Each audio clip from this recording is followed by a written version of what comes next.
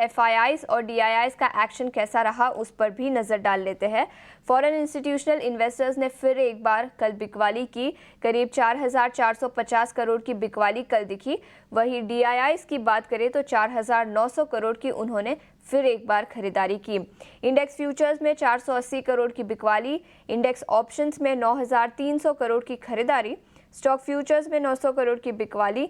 वहीं stock options की बात करें तो 1,300 करोड़ की बिकवाली कल के ट्रेडिंग सेशन में दिखी। लेकिन याद रखें, पिछले कुछ दिनों से जो बिकवाली का ट्रेंड दिखा है फॉरेन इंस्टीट्यूशनल इन्वेस्टर से, कल इतना बड़ा दिन था, कई सारे आउटकम्स आए, लेकिन उसके बावजूद ये ट्रेंड कंटिन्यू होता हुआ नजर आया। फॉरेन इंस्टीट्यूशनल इन्वेस्टर्स ने फिर एक बार कल के ट्रेडिंग सेशन में बिकवाली की। इसी के साथ आगे बढ़ते हैं। आज बाजार पर क्या रणनीति बनानी चाहिए, ये बताने के लिए अब हमारे साथ डिम्पी जुड़ चुके हैं। Dimpy, good morning. बताएं, बड़ा इंपॉर्टेंट ट्रिगर एक तो चला गया, लेकिन फेडरल रिजर्व की बैठक है, वहां से क्या निकल कर आता है उस पर भी सबकी नजर रहेगी। लेकिन उसके पहले आज के लिए क्या रणनीति बनानी चाहिए? आशीषा, गुड मॉर्निंग। देखिए, मार्केट्स के अंदर कल जो ट्रिगर था वो उससे काफी हद तक क्लियर हुआ और उसमें मार्केट ने उसको थोड़ा प्री मेच्योर होकर डिस्काउंट करना भी शुरू कर दिया था। जैसे आपको पता ही है कि डोनाल्ड ट्रंप की जीत के से ठीक पहले ही मार्केट ने धीरे धीरे करना उसको डिस्काउंट कर दिया था और कल जब फाइनली नंबर्स आए तो मार्केट ने उसको ऑलमोस्ट डिस्काउंट कर लिया नंबर्स। इंडियन मार्केट्स क्योंकि डायरेक्टली इम्पैक्ट नहीं होंगे, इनडायरेक्टली इम्पैक्ट होंगे, इसलिए रिकवरी भी उसी तरह की आई। रिकवरी वैसी नहीं थी कि बहुत फास्ट थी, लेकिन अगर आप यूएस मार्केट्स को देखेंगे तो अक्रॉस द बोर्ड हमको अच्छी सी नंबर्स उसके बनते हुए दिखे। बहुत अच्छी थी वहाँ पे यूएस मार्केट के अंदर। लास्ट में जाते जाते हल्की प्रॉफिट बुकिंग हुई। ये सारी चीजें कल यूएस के इलेक्शन की थी। और एक और चीज, यूएस के इलेक्शन में मैंडेट और पॉलिसी से काम होने के लिए अभी थोड़ा और समय लगेगा। कल तो सिर्फ नंबर्स रुझान ही आए हैं कि वो प्रेसिडेंट बन गए हैं, लेकिन अब उनकी पॉलिसीज कैसी होंगी, क्या होगी, वो तो पूरा एक लंबा प्रोसेस है। जैन में तो जाके वो शपथ भी लेंगे। अब आ जाते हैं दूसरी चीजों पे। अभी आपने एक इम्पोर्टेंट चीज बताई थी कि एफआई के नंबर्स अभी भी नेगेटिव आ रहे हैं, स्पाइट ऑफ जिसकी बहुत सारी चीजें अनफोल्ड हो रही हैं। यही सबसे बड़ी इंपॉर्टेंट चीज है मार्केट्स के लिए। मार्केट्स को इस समय दो चीजों की बेसिक रिक्वायरमेंट है। फर्स्ट, एक तो ग्लोबल मार्केट्स उसके फेवर में आते रहे, चाहे प्रेसिडेंट के इलेक्शन हो या फेड की बैठक का एक मैंडेट आए। लेकिन साथ में एक और चीज बेसिक रिक्वायरमेंट है उसकी, वो है एफआईज के नंबर्स। एफआईज के नंबर्स पॉजिटिव टर्न आउट नहीं हो रहे। कल भी अगर आप देखें तो कल इवेंट क्लोज हो रहा था, लेकिन इंडियन मार्केट्स के अंदर एफआईज की जो होल्डिंग है उसमें कोई चेंजेस तक नहीं हुए। वो एज इट इज 26 के 26% पे होल्ड था। इनफैक्ट आप मैं बोलूंगा डीएस ने भी चेंज नहीं किया, रिटेल ने भी चेंज नहीं किया। तो एक्चुअली कल वेट एंड वॉच वाला दिन था, जो इंडियन मार्केट के अंदर एक क्वांटिटी इफेक्ट आया जो परसों से शुरू हुआ था। तो आज का दिन ऑल टुगेदर एक नया दिन है। अब हम प्रेसिडेंट इलेक्शन से बाहर निकल के फेड की बैठक के निर्णय की तरफ रिएक्शन देना शुरू करेंगे। और शायद अगर वो भी मैंडेट इंडियन मार्केट के फेवर में भी आ जाए, तब भी मार्केट की एक अपनी मर्यादा है, उसको एफआईज की रिक्वायरमेंट है ही है और वो चाहिए ही चाहिए। वो अभी भी थोड़ा हमको लग रहा है कि टफ कॉल है और उसको करने के लिए मार्केट को थोड़े एफर्ट्स करने पड़ेंगे।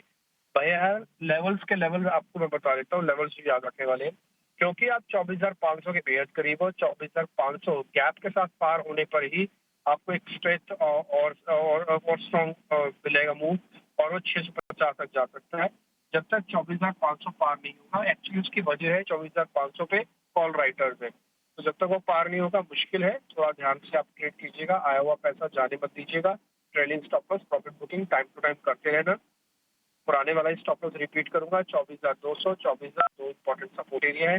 500 हमारा टारगेट था, 500 पार हुआ तो 150 पॉइंट और गेन आएंगे आपके पास। आ जाते हैं बैंक निफ्टी पर। बैंक निफ्टी ने कल क्लोजिंग जो दी है वो 52,000 के ऊपर की क्लोजिंग है, 52,300 समथिंग।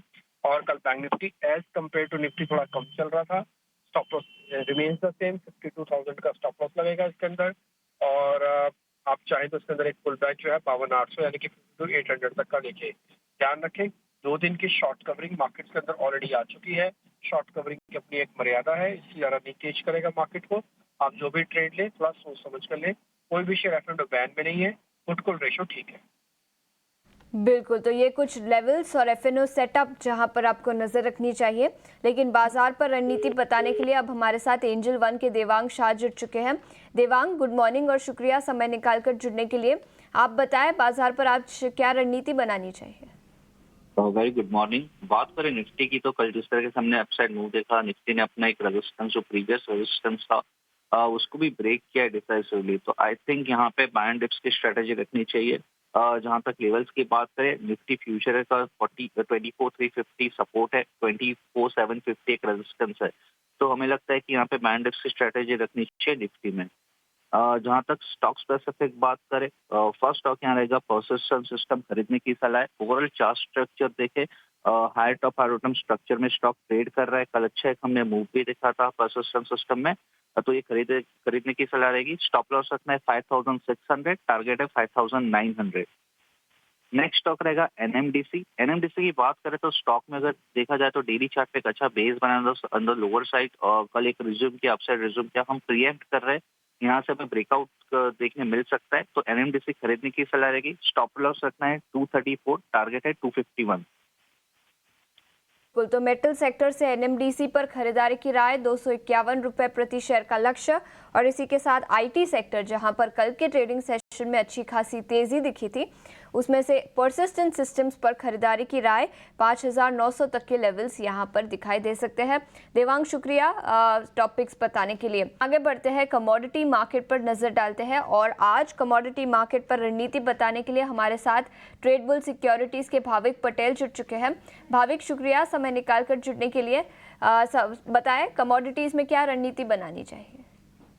Good morning. देखिए, आई थिंक सारे कमोडिटीज में मुझे लग रहा है कि आज के दिन हम रेट ही देख सकते हैं, क्योंकि ट्रम्प की इलेक्शन की वजह से इन्फ्लेशन बढ़ सकता है, जिसकी वजह से डॉलर और ट्रेजरी यील्ड में हमने तेजी देखने को मिली, और गोल्ड सिल्वर में कल बिकवाली देखने को मिली। तो आज भी वो कंटिन्यू रह सकती है, जहां पे गोल्ड को 77,000 के करीब शॉर्ट कर सकते हैं, 76,500 के टारगेट के लिए।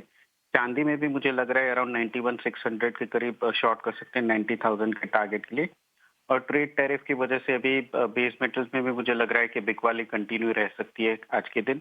तो कॉपर में भी 832 के करीब शॉर्ट कर सकते हैं 824 के टारगेट के लिए। वैसे कच्चा तेल है जो लग रहा है कि थोड़ी शायद आज रिकवरी दिख सकते हैं, तो कच्चे तेल में बाय कर सकते हैं अराउंड 6020, टारगेट रह गए हैं 6100 का। सोने, चांदी और कॉपर सब में बिकवाली की राय, लेकिन कच्चे तेल में खरीदारी की राय। भाविक, शुक्रिया कमोडिटी मार्केट पर अपनी रणनीति बताने के। लेकिन आगे बढ़ते हैं, ब्रोकरेज रिपोर्ट्स पर फोकस करेंगे और इस बीच हमारे साथ वरुण जुड़ चुके हैं।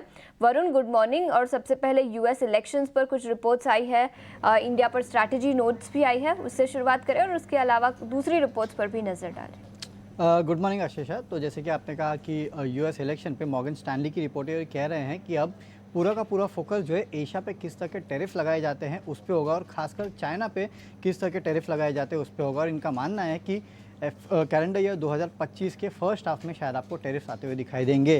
हालांकि इनका कहना है कि जो टैरिफ लगेंगे, प्रोबेबिलिटी है कि Korea, China, Taiwan, Malaysia, Thailand, इन पे ज़्यादा लगेंगे। इंडिया, जापान और फिलीपींस जो है सबसे लीस्ट एक्सपोज है, ये इनका कहना है।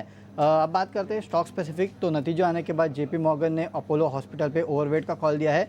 7,200 के प्राइस टारगेट इंटैक्ट रखे हैं। इनका कहना है कि नतीजे जो है ऑलमोस्ट इन लाइन है।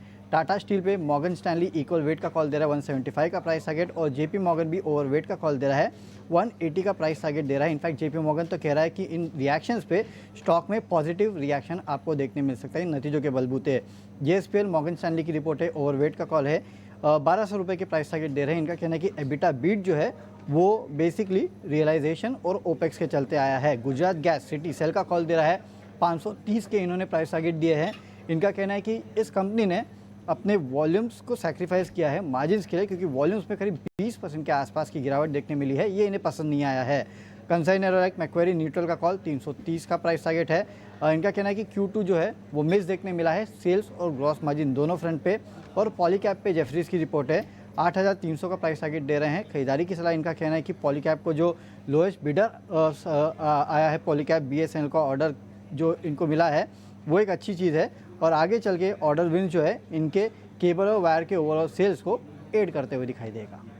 बिल्कुल, तो नतीजों के दम पर भी कई सारी रिपोर्ट्स आई है। शुक्रिया वरुण पूरी डिटेल्स के साथ हमारे साथ जुड़ने के लिए।